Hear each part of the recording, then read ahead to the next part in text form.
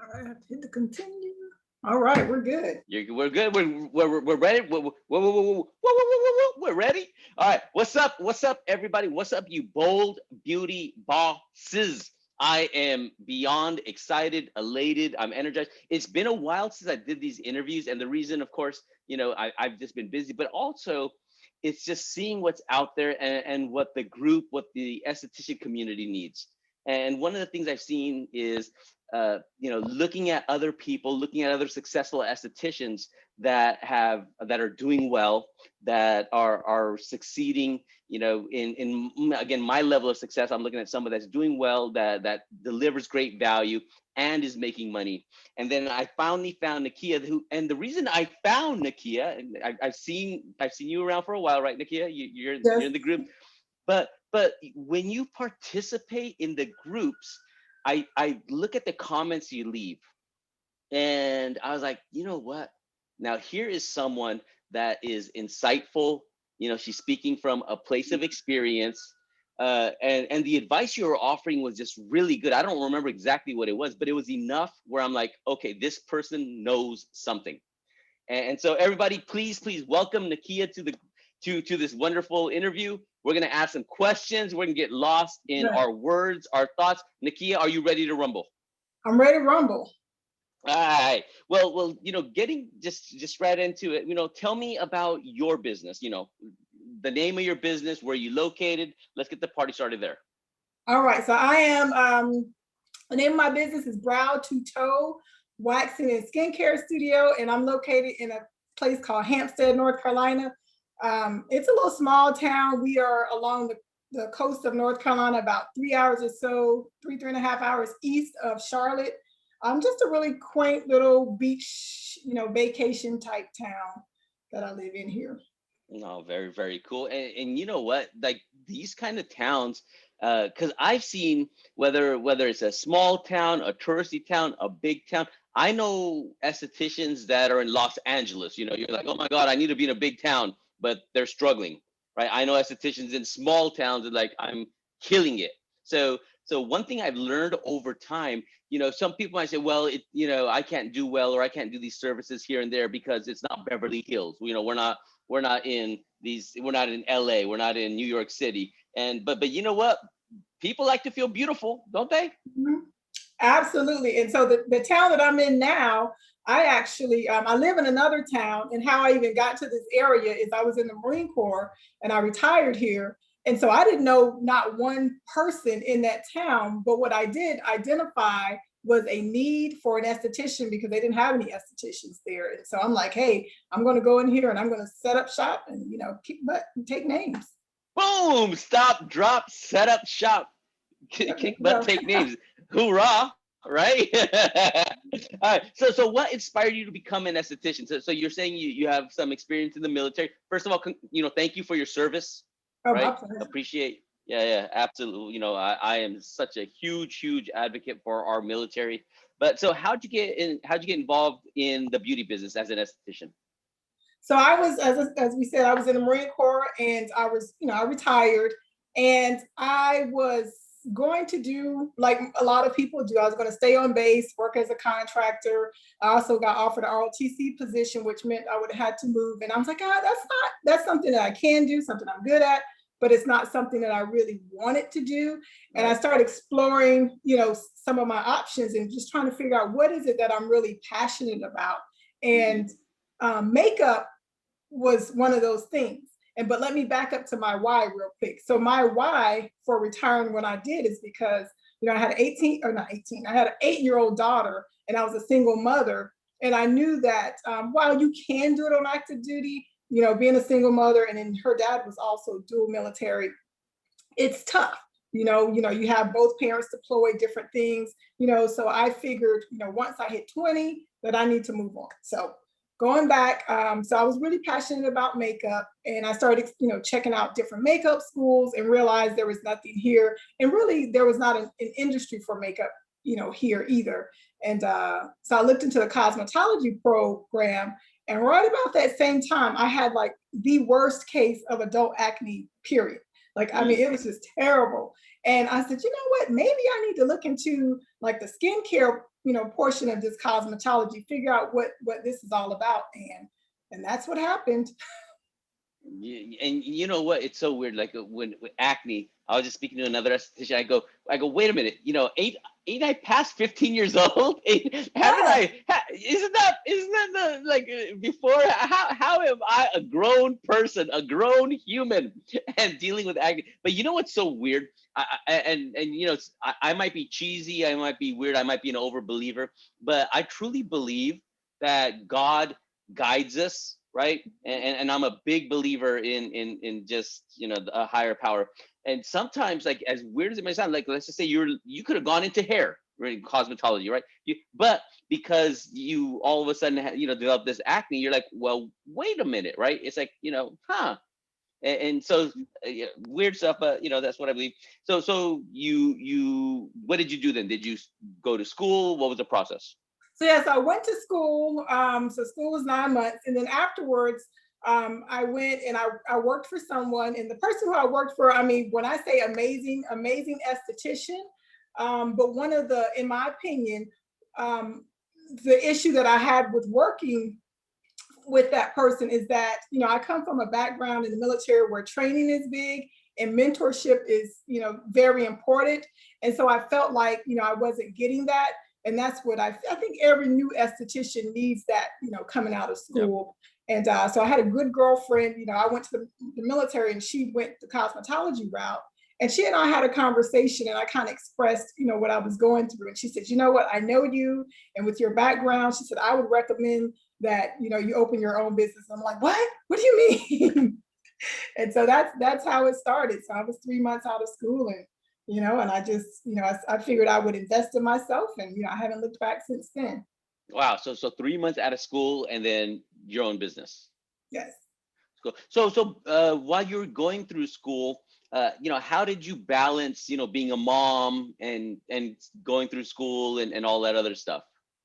So of course we have schedules, and being military, you learn to have a support system. You have the plan A, B, C, D, and so I had friends. Her dad, he was on active duty still. He hadn't retired, here in the area. So I had it all figured out. I had all those Wow. different plans. Right. And you know what, that's a good thing. And I think that's a wonderful lesson to start off with that hits me. So one thing about me is, and I call it my superpower. When I hear people, like for example, when I'm hearing you speak and the things that you're saying, I'll be like, you know what, boom, that's a really important lesson. This is important because when you're doing something like that, it is nice to have some kind of a system, right? There's some parts where you just believe in complete faith, right? But I also believe God helps those who help themselves. Like you can leave everything to God, but at the same time, God's not going to get mad if you try to schedule some of your life together, right? You try to, if you're trying to do this and you're trying to better yourself and you have a plan together, and it doesn't mean things are always going to go according to that plan, but at least you have a general way or a general idea of what you're going to do. And like you said, your plan A, B, C, and D, right? Absolutely. Okay, so you started your business, and then what? How did it go? How was, like, for example, running a business is not easy, right? It's when you look at a business, it always looks like sunshine and lollipops. Maybe on the outside, people are like, oh my God, this person has their own business, but it's stressful work. It's long hours, right? When you look at the success of a small business, the chance of success are really low. So you went and did it. Yeah. Why? Like what made you just say, you know what, I'm just gonna do this? So your friend recommended it. So what was the final push that just got you to invest in this? So I figured, hey, my why was very important. So first of all, so I knew that I wanted a career that was going to allow me to, to be present, to be able to go to, the ball games and just different activities that my daughter has, and to be here, after school and different things. So my why was real important. And so, but at the same time, my mental well-being was important. So I knew that, based on what my friend was saying, if every place is like this that I'm going to go to, that, you know, in order for me to have that environment that works good for me, then that I need to create that space. I need to create that environment. So that's what, you know, forced me to do it.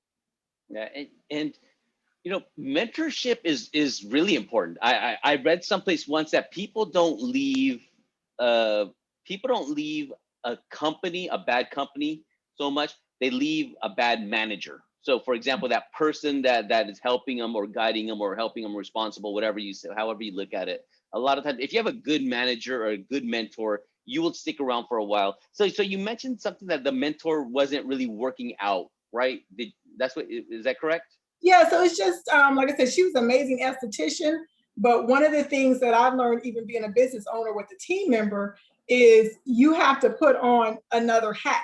So not only are you the esthetician working on clients, not only are you the business owner, but you also, you know, a leader, a mentor, and a trainer to that person that you're bringing on to the team. And so that, you know, that takes some of your time.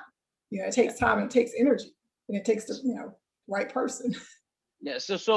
And again, I'm not bad mouthing anybody. I don't know. Like, you know, it's different strokes for different folks. But what are some of the things that you felt weren't helping you in terms of like, because there's people that in this group that are looking for mentors, right?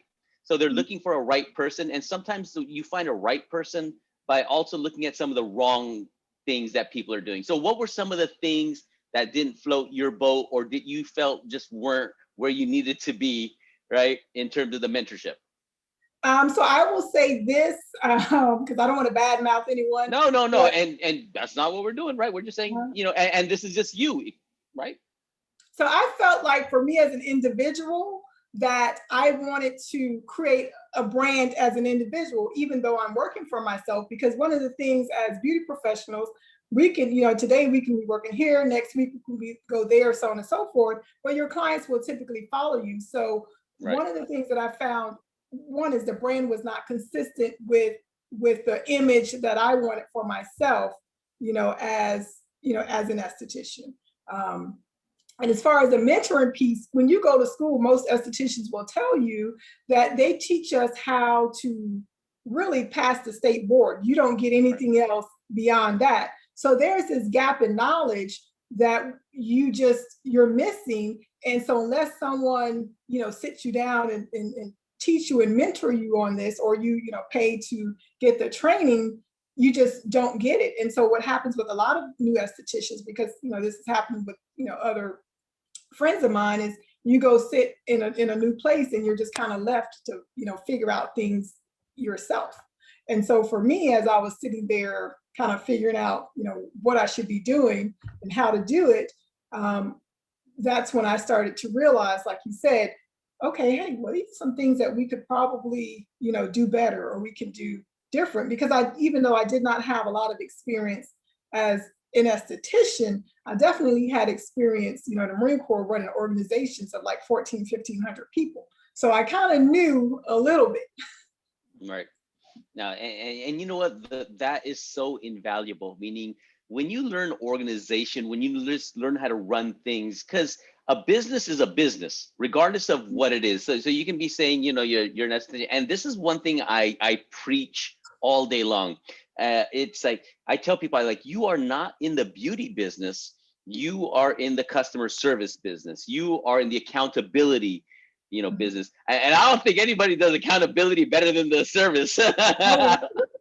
Right. It's like, hey, you are doing this. I'm gonna sit there, and that's important, right? It's that customer service, that accountability, the caring, the helping. So that ends up being huge. So And I think, and then I won't interrupt here, but I think no, too, please. another thing is that just like things like having systems in place and having SOPs and all those things to me are important for you, even when you're an individual esthetician, but definitely when you have a team, you know, you have to have, you know, SOPs and different things. What's SOP? Break it down for me. Standard operation procedures. Okay, Yes. fine. No, that's cool. And you know what? There's this book. I forgot, what is it called. It's right here. Oh, there it is. It's called the Eat. Let me just get it. Have you read this book by chance? It's called the No, E I have Myth. not. The E-Myth. I'm gonna have to write that. Yeah, really, really good book. This is one of my like anybody that is in the business, a small business like ours, that is a prefer. And what it basically tells, it says is, okay, a small business that opens up, the chances that small business is going to be around for 5 years is, let's just say, 10 to 20%, right? But a business such as McDonald's, a Burger King, or whatever, these franchises, their chance of success is about 98%. So it's almost the opposite of what it is for most small businesses. They go, why is that? And they go, one of the big reasons is they have a system in place that keeps things consistent. So for example, every single time somebody wants a burger, it's done this way. A client comes in, they're greeted this way. Chick-fil-A, you look at In-N-Out Burger, you look at some of these very successful franchises, and they have an SOP in terms of, this is how it's going to happen. This is what the process is. This is how we do that.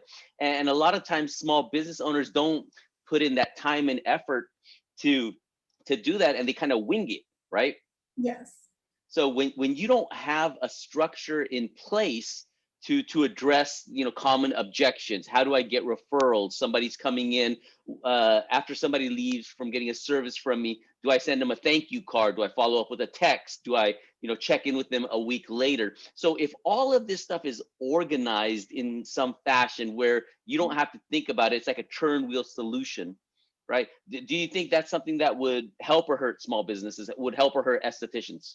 Oh, it definitely helps. I mean, that's what I was looking for. And just like you mentioned earlier, we kind of learn from others. And so with me, I have those things in place so that when that person, comes to my team member comes to work with me, then they know exactly what's expected of them. They know how, from the minute that client, even, walks in the door, how to greet that person, Yes. to how they, send them on their way, and what they do, as far as following up a day or two, after the appointment. So that makes a big difference for someone who is, learning. I mean, even, showing, training them, showing them how to perform the services, what products you use for the services, just every little detail, I think is important.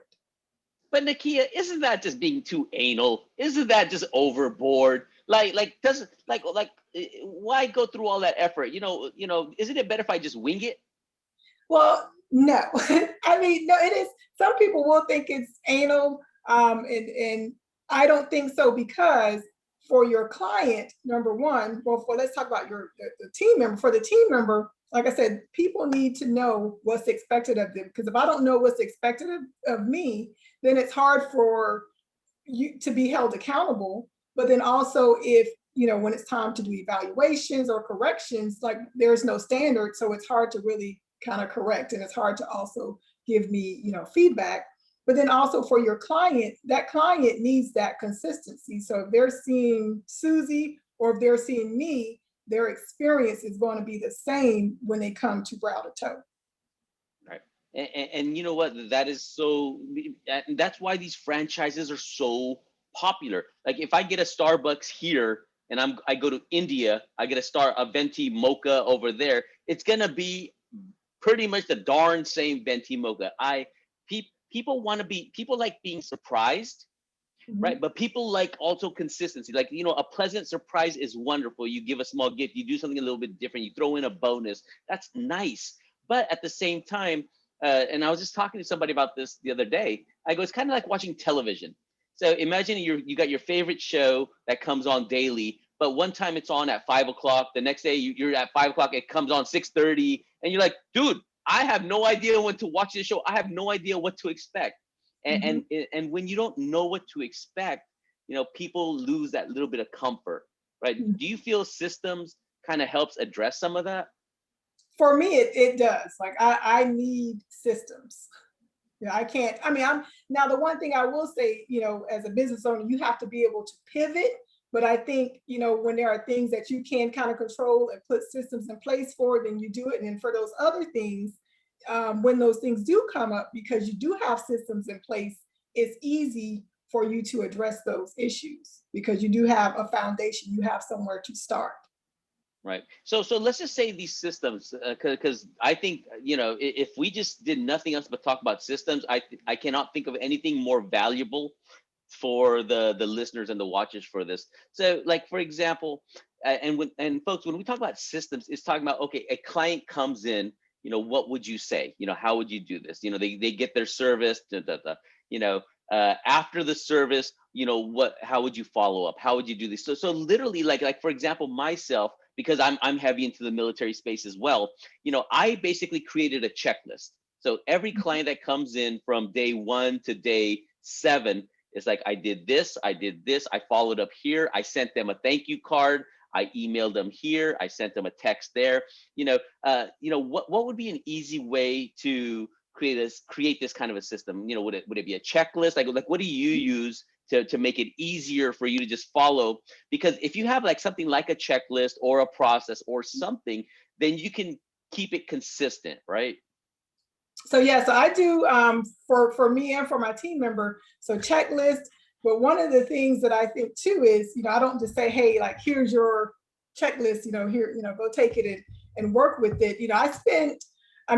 Let's just use something as simple as a skincare consultation. I probably spent about 40 hours just training her on skincare consultations, but then also, observing her, do these things, just the different things on the different checklists. Because obviously if the client's there, you can't be like, okay, check, I did this, that, and so on and so forth. So it has to become, some of these things have to become second nature. So it sounds like training is an important portion of what you do. Tell me about that. Why do you spend 40 hours training? What's the purpose of, isn't that something we can just wing? Do we have to go through training? We can't just wing a consultation. For me, this is one of these areas where I learned, right? So I knew that for skincare, it was something that I was passionate about. As I mentioned when I first started, I had my own issues with skin. So I definitely believe in the power of what we do as estheticians in correcting skincare, in correcting skin conditions. Mm-hmm. But what I found with my own clients that I was attracting, because I was doing the traditional 10-minute consultation that they taught us in school, is yes. I was not attracting the clientele that I wanted. I was not attracting my ideal clientele. And so I just kind of switched up, how I did that consultation, how I looked at it. So I figured, number one, by bringing them in there, and doing like at least a 45-minute consultation, and then charging for that consultation, will weed out all the folks who aren't my ideal client, and will bring in those folks who are serious about their skin. So people who don't mind, investing, $2,000 on, a series of skin treatment, as well as investing, $500, $600, $700, in skincare products, and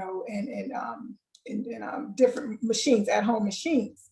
And so by changing up the way that I did that, I just attracted those people. And guess what? Those people know other people who are just like them. Birds of a feather. They do what? What do birds of a feather do, Nakia? Flock together.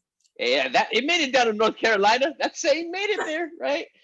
So wait, we're not too far behind.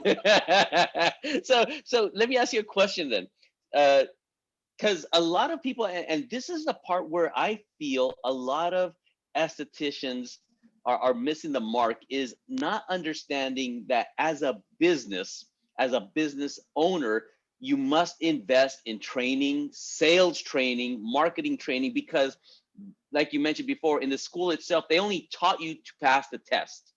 The test, you got the theory, you did that, but this is called the reality, right? We're now like outside the matrix and stuff. So originally you did that 15-minute consultation, what they taught you in school, right? Yes, like 10, 15 minutes. So was this part of when you had your own business, you were still doing that 10 or 15-minute consultation? Yeah, so I did that. Let me see. I opened in November of 2015. Mm-hmm. And I think I started doing the in-depth consultation let me see, 18. So around the end of 2018 is where I just kind of shifted gears.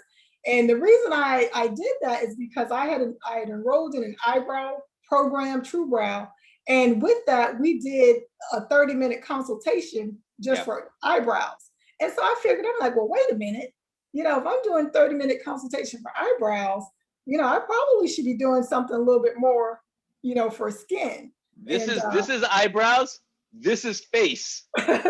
This is eyebrow. I'm not trying to discount eyebrows. They're important, but there's a lot more surface area, right? And there's a lot more to talk about because, of course, you know, what we see here is also just kind of indication of what's going on internally and different things. So yeah, it just made sense to do that. So I'm sorry, and I missed the date. So in 2018, you started doing the in-depth consult. When were you still doing the 15-minute consults? What year was that? From November of 15 until maybe about October of 18. So about 3 years, you know, I was just kind of doing the little 15-minute consultations. And what I noticed is, you know, I would kind of get clients who were just kind of not so serious, and they would come for like I just feel like getting pampered today facial, or, you know, whatever, or they really weren't buying retail. Yeah, so just by switching that, it made a tremendous difference in. That's, you know what, I love where you're going, because this is exactly where I was going. What is a tremendous difference? So let's look at back in 2015, you know, on an average month, you know, like what would you be doing in terms of sales, like in 2015, 2016, like those three? You know, I off the top of my head, I don't remember. Ballpark. I can't tell you the sales, but what I will say, I can look it up real quick, but no, just a ballpark. Like, were you doing about $2,000 a month, $3,000 a month, $5,000 a month? Like, if you're 1,500 a month, 1,000 a month. That first month that I started in 2015, November 2015, I think I probably did about 1,000 a month, and that's no, and that's fine, right? I mean, you start somewhere. So, but you for the period of time you're doing, let's just say the 3 years, the small consults, you know, of course your numbers go up and down, but on the average, roughly, where would you say you typically sat? So I would say maybe about the end of 18, I was probably at about eight a month is where, if I had to guess, I would say. But through the whole, so 8, let's just say like that. So, but on the average, like your monthly, you were doing about an 8-ish? At 8 in 2018, yes. Okay. So because the one thing I will say for me is, once I started, I just continued to build, because I just built, but I just could not find that right mix of clients. And it wasn't until about 18 is where I got, like, we spoke earlier, like my tribe, like I started to really attract my ideal clients. But was that after you started doing the more intensive consult?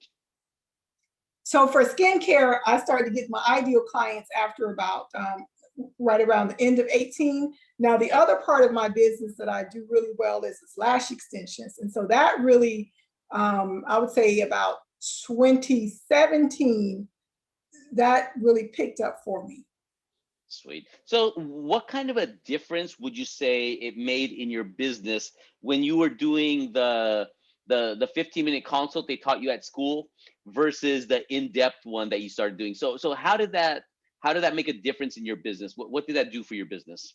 So I'll just give you an example. So typically when I was doing the 15-minute consultation, my facials were like, you know, most people, you kind of see what Susie's doing down the street and you're like, oh, her facials are 60, so let's make mine 62 or 60 as well. So I made mine 60, and, you know, people typically, you know, just the retail sales weren't there. So the average ticket for a facial would be, you know, let's say after a tip, you know, I might get, I don't know, 70, 80 bucks, right? Right. And that's for a new facial client. So fast forward to today, just as an example, one of my clients last week, I think her ticket was like seven something out the door, you know? So the tickets are looking, you know, more like the 500 to 700. 700. Yeah. So in that range for new clients. So that's a big difference, I think. Right? And you know what? This is such a valuable lesson. So here, without, and again, you're a nice person, right? Yeah, you're nice. Oh yes, yeah, I think so. I've only met you and I already know so, right? I've seen your comments. I see how much you help, and I'm obviously a nice person because I'm doing all this stuff and putting a ton of time and energy and resources to help estheticians out. So whenever I say anything, well, I never mean to be mean. It's not, Mhm. I'm not here trying to be an a-hole and saying, well, so and so is doing it wrong and you're wrong and this is bad. That is never my intention. My intention is to look at certain things and go, well, could we be doing better? So in Mhm. your opinion, keeping that in mind, how many estheticians, based on what you've seen, if let's go with a percentage, how many estheticians do you feel are winging their consultation versus maybe spending that extra time to really do that and to be able to raise that? So if you were to put a percentage of what you see, how many estheticians are more on the winging side as opposed to that organized side? Well, so one of the things, so I travel, like I like to take, weekend trips here and there. And one of the things I always do during my weekend trips is I go to a spa somewhere, right? Yes. And from my experience, okay, because I can't speak for everyone else, but from my experience, it's 100% from my experience. So I've never had anyone do anything beyond it. They're like, oh, okay, all right, so yeah, allergies. All right, all right, let's go ahead and come on back. You're good. You got a pulse? You got a pulse? Yeah. I got you, girl. All right, no allergies, come on back. I got you. No allergies? You got a pulse? You're good. And then I'm Right? surprised at the ones, and I never tell people that I'm an esthetician. Because Yeah. technically, I don't want to. I don't want to go there to work. I don't want to talk about skin. I'm there to relax. I'm there to get my skin treatment, and I'm doing market research too, right? So then that way I can write it Absolutely. off. Hey, that's what, that's what a professional does. It's not about snooping. It's not about doing this, but at the same time, that's what we do, right? Go to a different place, check it out. Maybe they do something different. You can learn something. Maybe they got something that you like. Oh, I like the way she said that, and then you implement that within your. So everything for me is a learning thing. But that is huge. When you look at that, I won't say 100%. I know what you're saying. But Yeah. like, let's just say like 98%. Right? Let's give that 2%. So I know one or two estheticians All that right, do. we'll see. You say 90%. So that top 10% are doing. No, I'm not that generous. No, I'm not good. Okay. No, nah. 98% wing it compared. But see, and this is critical, yo. Like if you're watching this, right? I pray that we're picking up this nugget right here is when you do things like that, it's weird because you got to do that consult anyways. You're gonna do that anyways, right? It's you can ask just that allergy question, or you could go a little bit more in depth. And when you go in depth and you're able to pull out information of what this person really wants, what are their skin goals, what have they tried in the past, not just a checklist. It's like, okay, because I've seen the consult forms, right? Mm-hmm. It's one thing to go through, look at something, okay, yeah, okay, you tried this, okay, da da da. But it's another thing to connect with that person, go, what do you really want? If you had the perfect skin, how would your life be different? Mm-hmm. How is this going to make you feel like a better, more beautiful person? What is an area, when you connect with that person. And that's why I say it's not just about the beauty business, it's that customer service. I truly believe estheticians, you're a doctor, you're a nurse, you're a psychiatrist, psychologist, right? You're all of these people, a teacher, you're an educator. Mm-hmm. So when you put all that together, right? Am I stretching it? Am I kind of accurate? No, you are spot on. Spot Right. on. But would you agree with me if someone paid a little bit more attention, like some of these estheticians that you've gone and visited, if they would have done a little bit more in terms of the consult and stuff like this, am I being wrong where say this would help improve their business? They would get more business. They can raise their ticket, right? Because you raise your ticket tenfold, right? Let's just say Yes. you started with 70 and then you put a 0 at the end, Yes. right? Mm-hmm. And that's not, and so people, that's where it pays to invest in these small little ideas.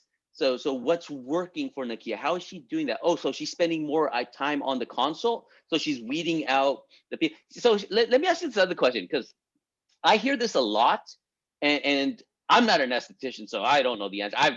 I've given myself a facial like once at home, and I'm glad to still be alive, right?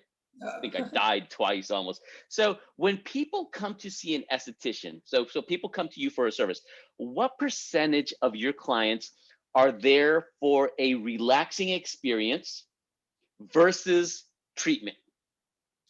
So what I have done differently is, for me, my ideal client is not the lady who wants to come to relax.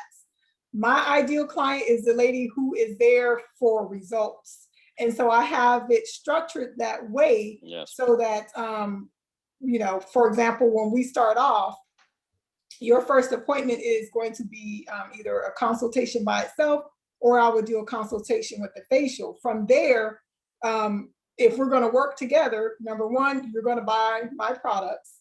Number two, we're going to do a series. So you don't get to come, today, and I don't see you for 3-4 weeks, because, or not 3-4 weeks, 3-4 months, or whatever the case may be. Case in point, my team member was working on this lady, and she canceled, I think she moved around the first appointment, she canceled the second one, something crazy. And when she was ready to come back, I just politely said, hey, and I like to use Susie a lot. That's a name we use in the Marine Corps. But I'm like, hey, Susie, this is how we operate. And so we're going to need to get you restarted. We're going to start over with, our consultation, and we can get you back into our skin fitness program.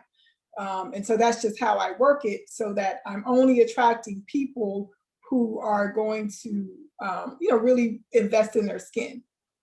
Right. Did you ever come from that side, maybe in the beginning or something, where people come to get a facial for relaxation? That's what they come for. Have you ever heard that, or is it just me? No, that's what people used to. When I first started, when I was doing those facials, like, oh, I just need to relax. It's my birthday, or I just want to feel like getting one today, and that's great. But in my opinion, that's what the chain stores are for. If you want to just go get a facial to relax, boom, drop it. Yes, that's what those folks are for. But for me, I'm trying to build a clientele. I'm trying to, have some consistency in my income, and it costs more to attract new customers than it does to keep those ones in the door. So I want those people who are going to come back every month. I don't need to be chasing, the next Susie who wants to come get a relaxing facial. So who pays more? Who pays more? Susie that wants the relaxing facial, or Susie that's looking for treatment? Susie who's looking for treatment, because as I said, she's going to have to invest in a treatment plan. So some of my, most of them are, you're going to do at least six treatments. Some of them are 10, but depending on which one we're doing, you're looking at, $1,500 for the package, whatever for the home care, and whatever home care device you may need to go along with that. So, in that series of 10, that's in about a month. So within that month, that person spent $1,500 with me, plus whatever home care and whatever else. So if someone's dropping that kind of money, they're serious about their skin. So once we finish that series, guess what? They're going to want to move on to the next one, and then the one after that. Right. And y'all listening, right? And this is like again, I'm not an esthetician. I'm a business dude. All I look at numbers and what people are doing and what's going to get results.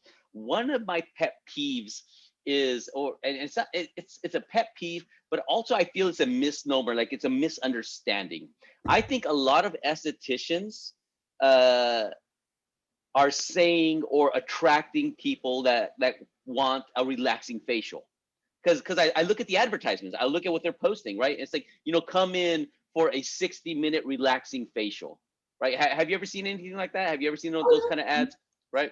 So, and I tell people, it's like, well, why do people come for you? Well, they come in to relax, they come to this, a person, and some do. I'm not saying some don't. However, the ones that saying, I need help with my hyperpigmentation. I have brown spots, I have acne, I have scarring here. Can you help me? Those people are more committed to their, it's a long-term skincare process as opposed to somebody that comes in for that relaxing. And for you, it sounds like that's been the more profitable side, right? Yes. Do you like money? Is money good? You know what? So money is good. So I will tell you, for me, I'm not necessarily motivated by money, but I will tell you what the money does for me. It allows me to travel, to take my little trips and splurge. And, I like nice clothes and, to buy nice things. Yeah. So Does money help with those things? it sure does. I'm not saying, and I know there's somebody listening right now, Wick, money isn't everything, Wick. There's family, there's, God is more important than money. Yo, I'm not telling nobody to choose. I'm not saying God or money. Your family or money. You can have both, right? And more importantly, and I say this just from a capitalistic, money making standpoint, the more money you have, the more you can do for your family, the more you can do for your church, the more you can do for your community. So to me, money isn't some people say money's a source of all greed. Well, it just depends who you are. If you're an a-hole, you're gonna be a bigger a-hole with money. Money doesn't make people nicer or worse. If you're a generous person, then you're gonna be more generous with money. That's kind of like my things. So when you started your business, what were some of the problems that you actually ran into in the beginning portion of that you didn't expect, and you're like, oh my, this happened and that happened, some of the things that you had to overcome, initial challenges? So one of the first things is, I rented a space from someone, and like I said, I realized there was a need in the community, and I'm like, okay, let me find the first space, any space that I can get into. And as soon as I got in there, I'm like, uh-oh, this person, it was a hairstylist in a hair salon. The brand and her way of doing business was not really consistent with the brand that I want for myself, because I thought, like, wow, this is a great opportunity. But so what does that mean? Here, I know you're trying to be nice and stuff, but what does that mean? Their brand wasn't consistent as mine. Like what does that mean? Like what did she do? Yeah, come on, give me I'm not, come on, girl. We're here for the juicy. So first of all, like the clientele, number one. So her pricing, and not that mine was all that high either, but the pricing was a little bit lower, so she attracted a different type of, like, a budget-minded client. Just the appearance of the place, it wasn't well kept. Was it a Roach Motel? Was this place a Roach Motel? Was she attracting? You're not gonna say it, I'm gonna say it right here. So what I'm hearing is she was running a Roach Motel, and she's attracting clients that probably only came at nighttime, like really it cheap. wasn't that bad, but she was like constantly late, and then I would try to refer clients to her, and my clients, even though, like I said, I was in this Roach Motel, I still tried to give that 5-star experience, working with whatever I was working with. And so that was an issue there. So I will tell anybody, if you're renting a space, you want to really, just do your research and just make sure that that person that you're renting from, their brand is kind of consistent with how you want to show up in the community. Because if it's not, you're not going to attract the types of people who, type of people who you want to, because they're like, we're not going in there. So y'all, just so you know, next time Nakia says, brand, she's talking about Roach Motel. So, so she's like, their brand wasn't consistent. They're running a Roach Motel. And I'm not Roach Motel. But your brand is how you want to show up in the community. I hear you. I hear you. You're very PG, but I'm not. I'm gonna say it. I translate Nakia very well. All right. So there's always rough times, and sometimes, like when you're running a business, you're running through the problems. Did you have any kind of specific support group? Where did you go to when you had questions, when you weren't sure, when you had some doubts? What were some areas or resources that you had that helped you out with that? All right. So I actually invested in coaching because like I mentioned with my Marine Corps career, mentoring and training, that was really huge. And so I realized that there was a lot that I didn't know, but I needed to know it. And Yep. so I needed to find someone who could, like help me out with that. And so, so I just kind of went on the internet. I just started searching for a coach. And so that for me has made a big difference because, when for those who are solo, that sometimes you're so busy working in the business that, you don't take the time to work on the business. And so having that Yep. coach and having those regular sessions just kind of, it's like, okay, you need to work on this. And this is, what you need to do if you want to get to, this next level or accomplish this goal. Yeah. And who did you go with? I know you mentioned it. Who did you go? Yes, who did you go with? What was your experience? It's all good. So yes, I went with Maxine Drake. I started out with her because you invest quite a bit of money in coaching. So she had an online Facebook group. So I kind of started out with that group, and it was really nice because I was able to meet like-minded professionals. Opposed to like some of the people in my community, they were coming from a place of scarcity that they didn't want to connect with me because they were like, oh, but she's going to take my clients. It's like, look, there's enough faces for all of us to wash around here. I don't want to take your clients. I'm just trying to grow us as a community of estheticians here, in this, it's like a little 3-town area. And so, yeah, so working with her really made a big difference. But I will say, for someone who's working on a coach or you're considering a coach, you have to be coachable. You have to, and you have to be able to, roll up your sleeves and do the hard work because your coach is not going to do it for you. They're more of like a guide, but you have to put in the work, and you have to. No, go ahead. And you have to and recognize that it's an investment. People like, I don't want to spend. So for me, spending is something that you do and you really don't get a return on investment. So like for me, buying a car, that's not an investment, that's spending money. But if I get a house, that's an investment because that can potentially make me some money, take me to another level. So that's kind of how I look at coaching. And people are like, oh man, for that much money, I'm like, whatever. So this works, it works for me. And and hey, you know what? Hey, if you're going from a $70 facial to a $70 ticket to a $700 ticket, right? That's called an investment, right? So, and a couple of things that you said that I really want to chime in with is one, here, no one can do your push-ups for you. Right. So like you mentioned, the coach is there to guide you, to help you. They're not there to do your work for you. Like I cannot do somebody's work for them. If somebody's not willing to put in that work, I can say, hey, do this. But if I say, hey, do 10 push-ups and they don't do 10 push-ups, I can't help them past that, right?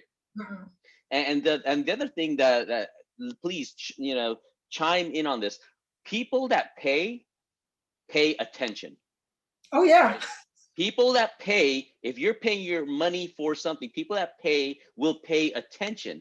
The people I can't tell you how many times I've done something free for somebody and then nothing came out of it. Like, they just didn't do the work because people don't value free. However, the people that pay me the most money, they are on point because. Oh yeah, you show up and we show out. You know what I mean? Yeah.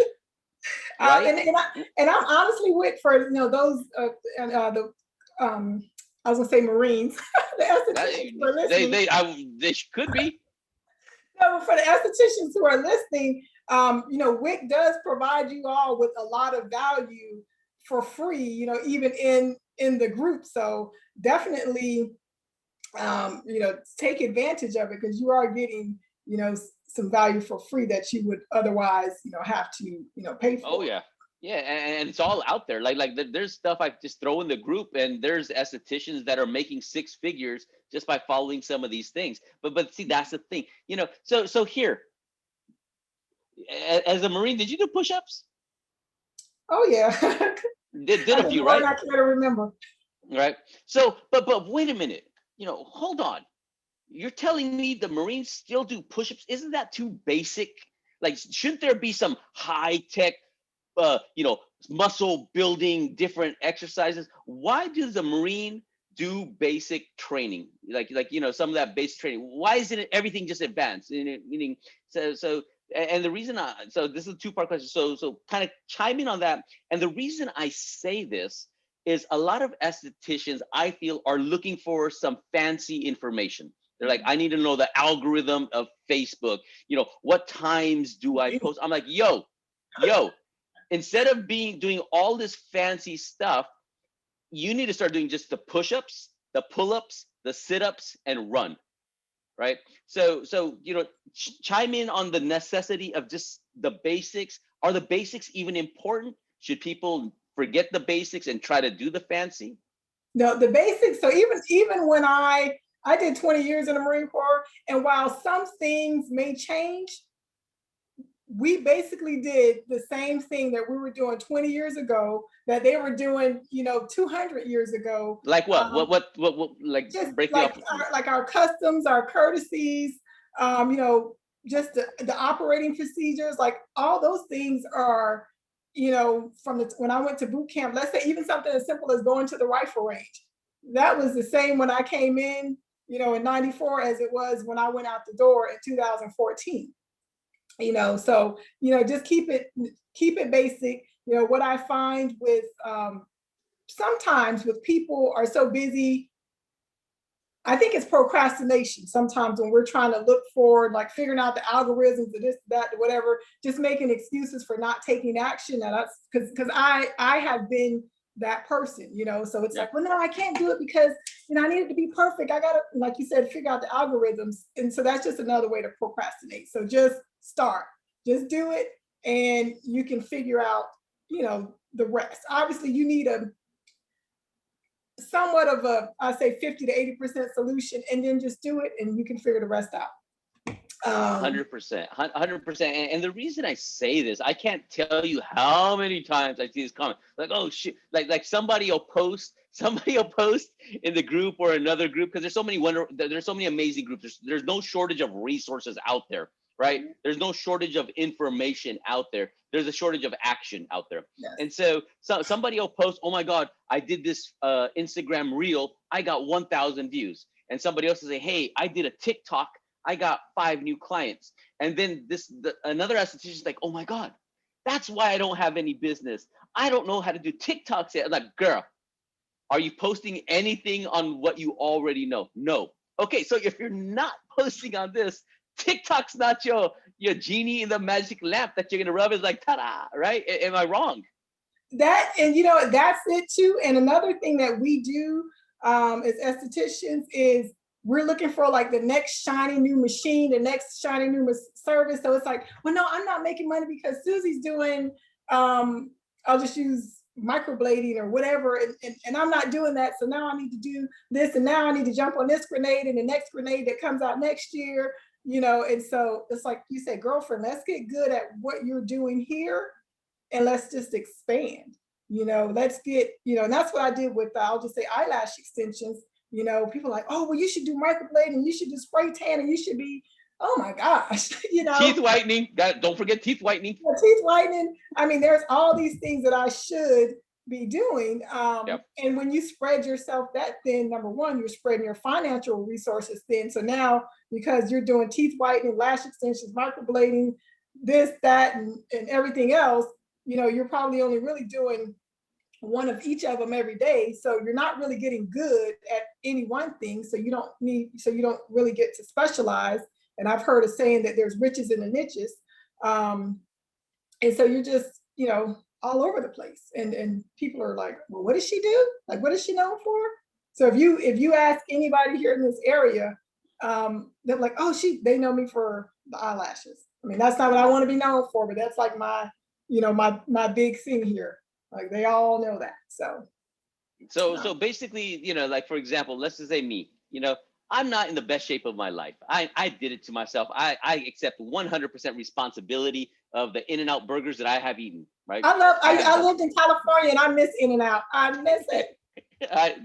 So good, right? But so here's the deal. instead of me saying, okay, I need to do P90X, or I need to buy this new boot camp training that Nakia is selling, or all this other, weird exercise stuff. Are you telling me that if I just did push-ups, sit-ups, maybe walked around the block a couple of times, I could get decent results? So but by just doing the basics, I'd be good and not have to invest in all these other things that pretty much do the same thing, more or less. Yeah, that's kind of what I'm telling you. I mean, that's a Keep good it simple, start. yo. And then, I Simple. mean, that's a good place to start. Like, even like I said, for me, when I was doing the consultations, when I was doing the old way and then I started doing the new way, I had some of these nice fancy gadgets, but because I was not investing the time in that consultation, well, guess what? Having those nice gadgets and new machines didn't really do me any good. It wasn't until I did the consultation and just restructured, how I was doing that stuff and just worked on what I had that made a difference. But I could have gone out and gotten the next new thing or start, the next new service. Yep. No, and that is so valuable. So if you could, so with now that you've done so much, you're running a thriving business. You're so awesome because you do give back. So if you had a time machine and you can go back in time and talk to yourself when you first started, right? What advice would you tell your, that person when they're just starting off? What is something that you wish you could have told them? What's some more advice you would have given them? I was like, girl, what are you thinking now? So no, but I would have like right then and there, the moment that I started, I would have started with the coach from day one. I would not have waited. I think I started in like 17. So I would have started right there and at day one, so that I would not have, I wouldn't say I wasted time, but that time could have been better spent. I could have made, more money. I could have served more clients, during that time, had I, had that coaching experience. Or maybe if, I know a lot of new estheticians, come straight out of school and they're like, I'm graduating tomorrow and I'm going to open my own place, and that's good because I kind of did the same thing. The one advantage I will say that I had is I did have the financial resources to open and kind of be at 100%, as far as equipment and products or whatever. But I definitely do wish that I could have had started with either the coaching right away or maybe had about a good 2 years of experience in the industry before opening my own business. So me being a money guy, and I always talk about money. I talk about money all day long. So let's just say that would have happened. Let's just say you would have gotten coaching earlier. That you would have said, how much money would you say you've lost, or you could have made? Whatever, same difference, right? Either you could have made it, or you lost by not doing it over those 2 years or whatever it is. How much? See, I love that. It's a good answer when they throw this like, oh my freaking God, do I got to think about it? I'm like, don't even make me think about that. Oh my gosh. Yeah. So guesstimate. So it was 2 years. Roughly, how much do you feel if you would have gotten the coaching, that information 2 years earlier, and you used it for that 2 years? How much more money do you feel you could have made? Ballpark. I mean, I'll tell you this: the first couple of months that I worked with the coach, I noticed a 30% increase in my sales, like right away, and then each year it was just kind of consistent.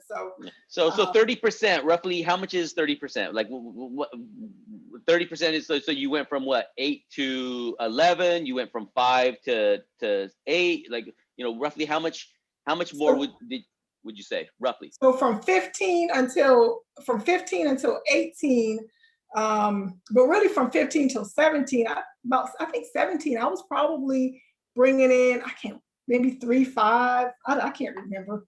That's okay. I can't. So you made, like, would you say, so you 3-5, let's just say, and so you made 30% more. Yes. Mm-hmm. Cool. So whatever. Don't worry. I'm gonna tell you right now. There you go. 35 times 1 point, let's just say 3 is 4550 minus 3500. So that's about, let's just say, and this is small. I know this is small because your numbers went up, you know, whatever. So that's about an extra $1,000 a month times 2 years times 24. So, you know, you're talking about on the low end, you could have made an extra 25 grand. And I know that number is really low. I'm thinking it's going to probably be a little bit closer It probably is. I mean, yeah. It's going to be a lot higher than that. But even on, if you look at the absolutely low end, if somebody invested in a coach, you know, and they are making an extra 25, 50 grand for that, right? That's huge. And that's, you know, you're avoiding the headaches. Like it's what you mentioned before. I don't think it's a bad idea if somebody gets out of school and immediately opens up a business. But the only thing I would advise is set yourself to do that. You know, understand your procedures. What are you doing? You know, if somebody gets out of school and says, I'm opening up a business, and they don't have procedures, they don't have a system, they don't really have that knowledge, they never used a coach, so they don't have that information. You know, do you think that esthetician is maybe in for a few surprises? Oh yeah, you're going to be in for a surprise, because what I found is running a business for me is like it's like a second job, you know. And it takes, for me, it takes more out of me than, let's say, working with the client. So it is a second full-time job that, you know, if you want your business to be successful, you cannot neglect, you know, just the business side of things. You know, you have to put in that time. And they don't teach a lot of that business side in the school, right? They don't cover.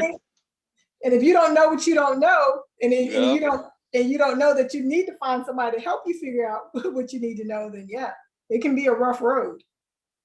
So how do you market? What's your go-to? How do you market now? What's worked well for you?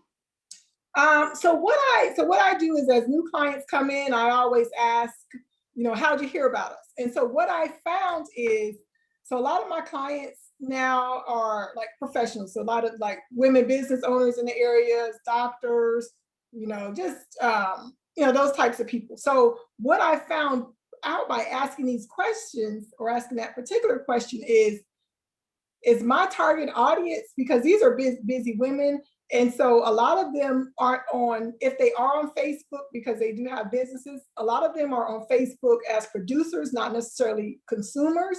Mm-hmm.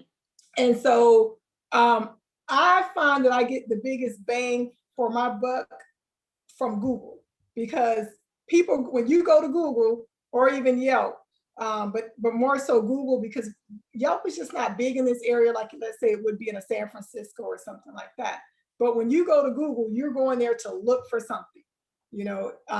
Now I do occasionally post to Facebook, and I've done some like Facebook paid ads or whatever. But when I first started, Facebook was my bread and butter. But Facebook was what kind of attracted those people who, you know, those the folks who weren't my ideal clients, you know, yep. the lower paying clients. Because as I shifted my menu, and, you know, my prices, you know, went up. Like, for example, I used to do, I think my eyebrows were like $15 because that's what Susie was doing. But then once I took my brow program up to where my brows are 90 now, you know, those people, yeah, they don't come back. You know, I got rid of that group. So here, and I'm so glad you mentioned that, right? When you look at how people structure their menu, what they charge, right? And that you said it exactly how I see. I think 80 to 90% of estheticians do it. Hey, can I see your menu? I'm trying to figure out what my price should be, right? Okay, one of the first things that got me involved in the beauty industry is understanding how little most estheticians make. Mm-hmm. And the reason you know, like if you look at the average, they said the average esthetician in the US is doing about 34,000 a year in sales. You know, that's the national statistics. Wow. And you know, it's higher here, it's lower, right? 34,000. And to me, that never made sense. But that's the average salary. And because of this group, I I'm intimately involved with a lot of them and seeing what their business is doing and all of that good stuff. There's a lot of them that are making 1,000 a month, 2,000 a month, right? The struggle is real. So if that's the case, and most estheticians are struggling, right? And this is their price that they're charging. Is it a good or bad idea to model your business, your menu with somebody else that's probably struggling in their business?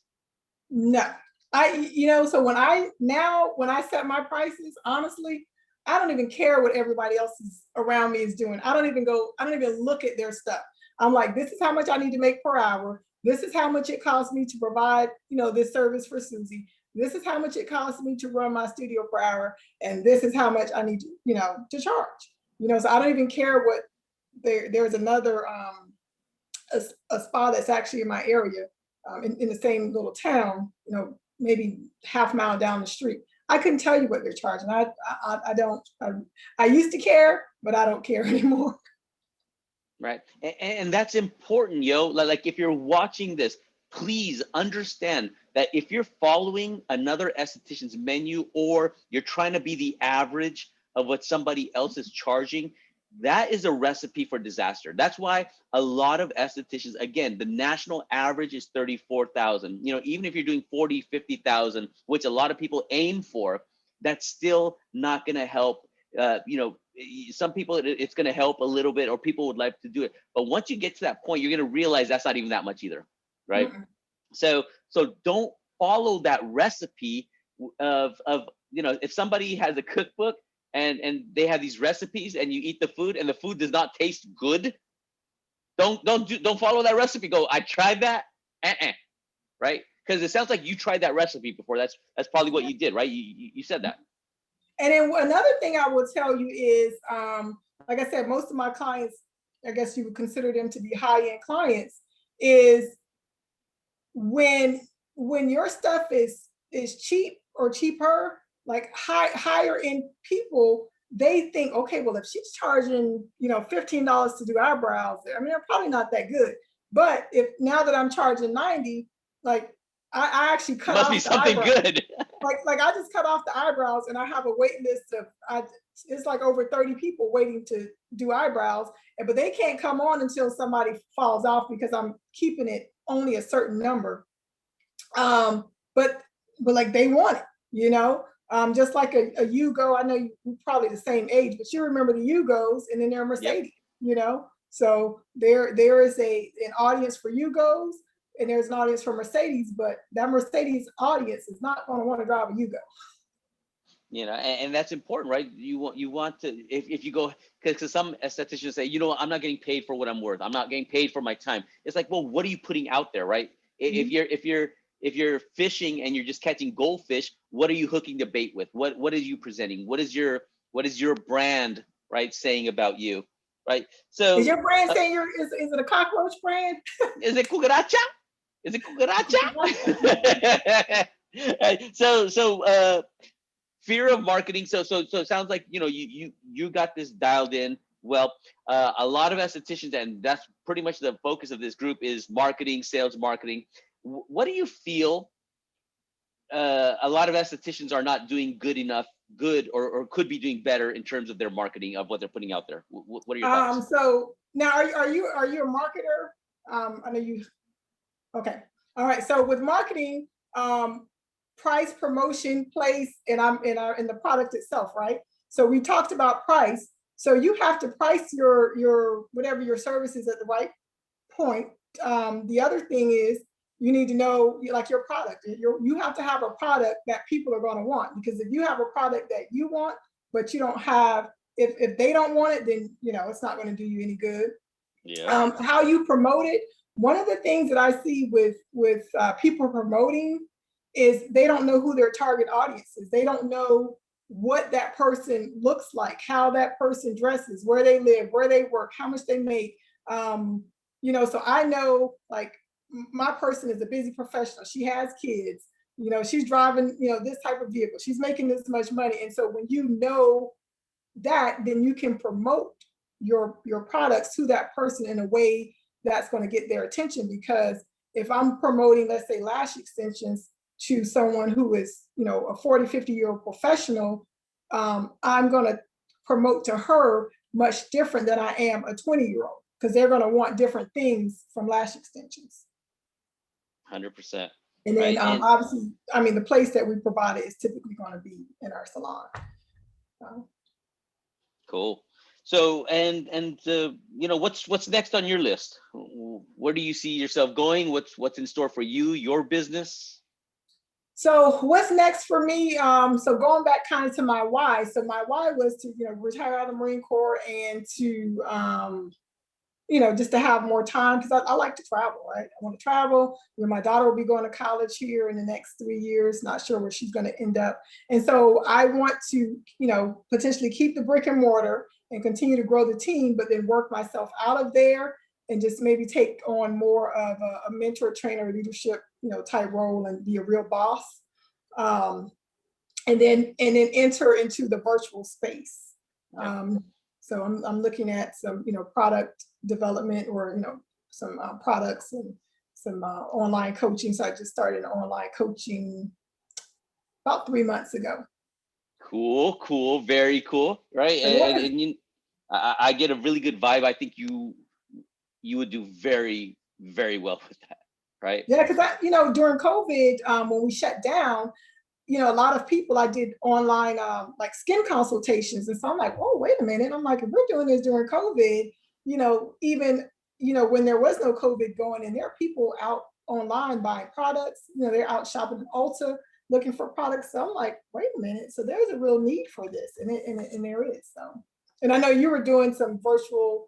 You're starting the virtual acne program, so there's definitely a need, for that. Dude, there's people doing very, very well. Like I think one of the gals that I follow, the Dallas esthetician, right, Savannah, she does really well, right? And that's one of the key things that she does. Regardless of what kind of a following that she has, but there's no shame in learning from other people that are doing or in this space, and go, hey, what's that person doing? Oh my God, I like that. That's a good idea.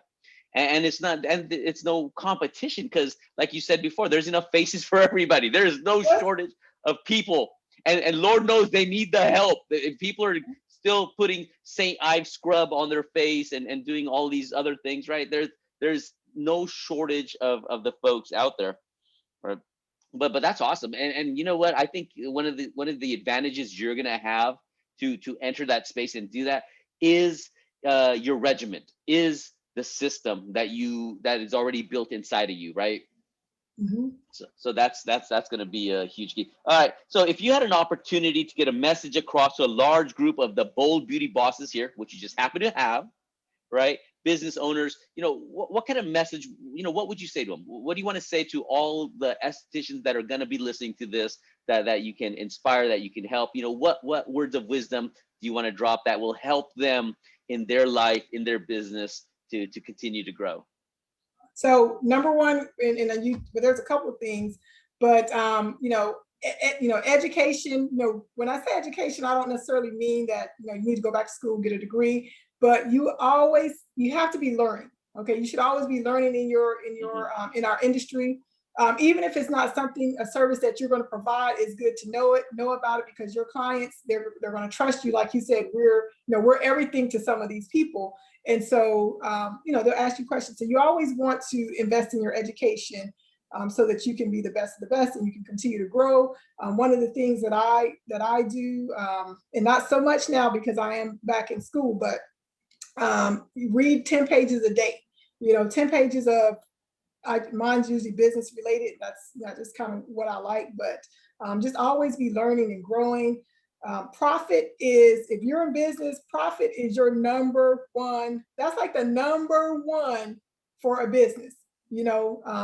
That's your reason for existing. That's your reason for having a business. So you can't deposit likes in the bank, right? No. So profit is your number one mission. So do you know that? So if you're not, making a profit where you think you should be, then you definitely need to reevaluate and get yourself to that point to where you're able to pay yourself and also make a profit. And then of course, always remember your why. you have to have a why for being in business, because if you don't have a why, and I mean, you know, yeah, like we want to make money, but like a real why. Like for Right. me, mine was, hey, like I enjoy being in the Marine Corps, but you know, I want to be a present parent. You know, I don't want to do the deployments and so on and so forth and have my daughter, you know, being raised, you know, by a grandparent. So my why is real big, and so that's what continues to push me, you know, to, and now that I kind of started, I'm like, oh, and there's this next big thing, you know, but, and then always set goals, right? You should always, you know, 100%. yeah, once you achieve something, like, hey, what's the next goal? And it doesn't have to be anything, you know, big. And then lastly, I would say whatever you're doing on a daily basis, if it's not helping you move towards your goal, it could be your business goal, you know, any personal goal, mental health, etc., then you probably shouldn't be doing. Don't you know, I personally don't invest time on things, people, activities where I don't see a return on investment in terms of growing, you know, in those areas. 100%. And just one last thing, and again, thank you so much, Nakia. I appreciate you. I appreciate your time.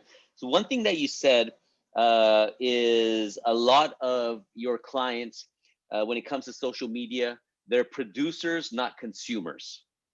Yes. What does that mean to you? So so if you go to Nakia's Facebook page, like I don't really post anything, right? That could be, you know, maybe not a good thing, but I really don't post anything on me. So when I go to social media, if, you know, when I do post, it's a business posting, or I participate in these groups, because I'm getting, you know, I'm getting something out of it, but I'm not on there to complain about Donald Trump, Joe Biden, you know, whatever the argument or the fight is of the week on Facebook. Like I'm not on there to participate in any of that. You know, I'm on there to produce content, or I'm on there to do something, learn something that's going to help me grow. So that's my and that this is critical, yo, and this is why, because I'm such a fan of that. You know, use social media. When you're a consumer, what you're doing is you're spending hours on YouTube looking at a cat scratch a glass or something, right? When you're a consumer, you're looking at everybody's business, what's going on. Oh my God, that's funny. And don't get me wrong, I think we're all kind of consumers at some point. At one point, I was a 90% consumer. So I would go on social media and spend hours and hours looking at other people's posts, not learning, but just looking at stuff, what my friend was doing, where this person was. So that's a consumer. Mm-hmm. And once I got involved and started this group and just pushing this group, I became a producer. So now I'm not following a lot of my other friends. I'm not doing that. I am here for one reason and one reason only: to produce content, learn about something that's going to make me money. Yes. Right? So when you said, you know, be a producer, not a consumer, because a lot of your clients, like a doctor, isn't going to be sitting there going like that. No, she's trying to run her business. She's trying to find more clients. She's like, hey, I'm not, you know, that cat's funny, but you know, as distracting as it may be, that's Satan. Yeah. That's Satan trying to pull you away. Get behind me. Not today, Satan. Not today. You know, that cat's cute, but I need to get back to getting my next client. I need to get back to building my brand. So that's a huge differentiation between what a producer is and a consumer. So as a business owner, as cute as it may be to spend time on social media, make sure you're spending and investing that time more on either producing content or learning, or something that, like you said, is going to move your business forward, as opposed to looking at cute cats and, you know, stuff like that, which is still cute, but keep it small. Right? Sweet. Well, Nakia, thank you again so much. I mean, you know, if and some of the key takeaways that I got from you: one, don't wing it, yo. Winging it will make you pennies, right? You structure it, organize it, is gonna make you dollar bill, yo, right? So we're cool with that. You know, the investment of creating systems, weeding out clients that aren't part of your long-term strategy. So, you know, you don't want to waste time with some people. And again, you have to decide that within your business. Some people may just want people that are coming in for a relaxing facial. However, one thing that you pointed out is people that want treatment, that have goals, pay more. Yes? Yes, yes, yes. Right. Be coachable, know your why, you know, the pampered versus results, and more importantly, set goals. You know what you're going for, know what you're shooting for, and then kind of make that happen. Anything that we missed, Nakia? Anything else you wanna add in there? No, I think we're good. Yeah, thank you so much for having me on here today. Absolutely. All right, y'all. So Nakia, hold on just one second. Let me just end this, and then so everybody, thank you so much. Nakia, thank you for sharing your time, your wisdom with us. So many people are going to benefit from this. So appreciate this. Y'all, take notes, watch this like 10 times, and then play this before you go to bed. And you're going to wake up saying, high ticket. I'm going to high ticket. I'm going to sell more stuff. All right, y'all. Take care.